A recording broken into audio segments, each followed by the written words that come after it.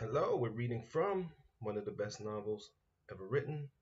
You see it much better. The lighting is kind of bad in here. It's late. Had a long day, so excuse the lighting. But we're reading from 1984, one of my favorite novels, one of the best novels ever written. I don't read a lot of fiction, but this is one of the ones. Um, what happened in this unseen labyrinth to which the pneumatic tubes led, he did not know in detail. But he did know in general terms, as soon as all the corrections which happened to be necessary in any particular number of the times had been assembled and collated, that number would be reprinted, the original copy destroyed, and corrected, and the corrected copy placed on the files in the stead. This process of continuous alteration was applied not only to newspapers, but to books, periodicals, pamphlets, posters, leaflets, films, soundtrack, cartoons, photographs, to every kind of literature or documentation which might conceivably hold any political or ideological significance, just erasing history. So anybody who comes and does research today, think about that.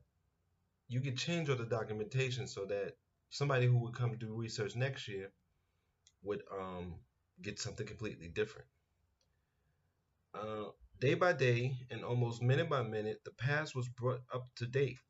In this way, every prediction made by the party could be shown by documentary evidence to have been correct.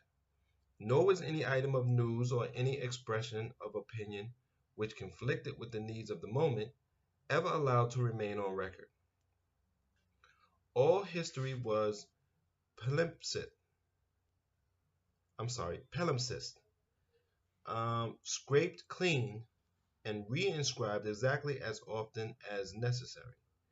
In no case would it have been possible, once the deed was done, to prove that any falsification had taken place.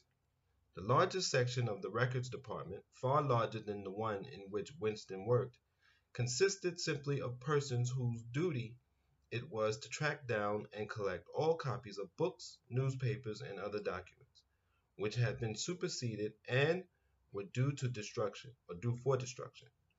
A number of the times which might, because of changes in political alignment or mistaken prophecies uttered by Big Brother, have been rewritten a dozen times, still stood on the files bearing its original date, and no other copy existed to contradict it.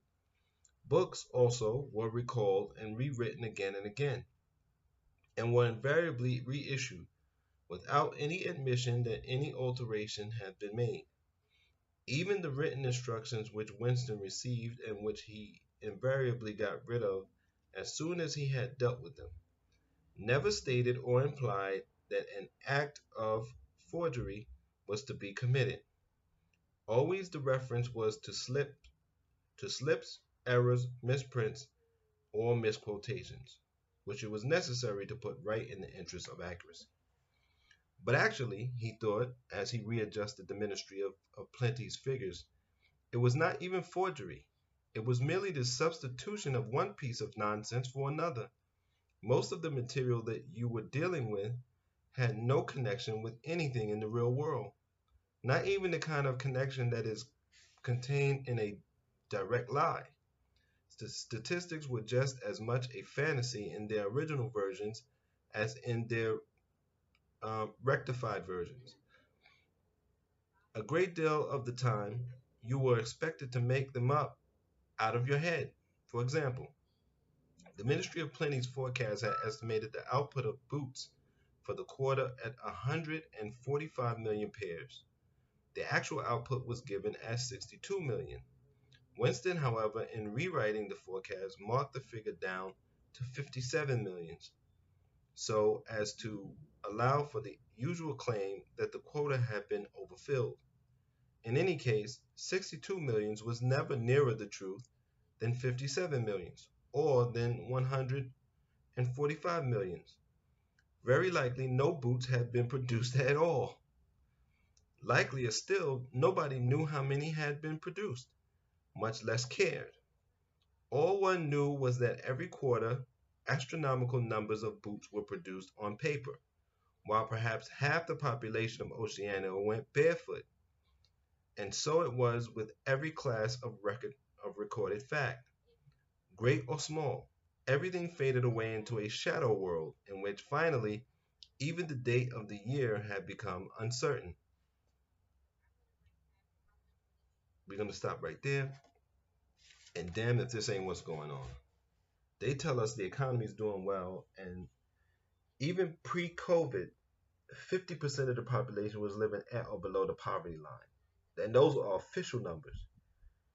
So we do something even worse. At least in this, they erase it and pretend or create a false thing and stick with it. We give a false report and then give you real statistics, give you the reality, and then say the false is better, is real. Or say both are real at the same time, which can really, really drive you insane. So, I mean, in some ways, you can say we are worse than the society presented in this great novel. Until next time, I want to say I thank you for your support, and please take care of your mind, take care of your body, and be safe.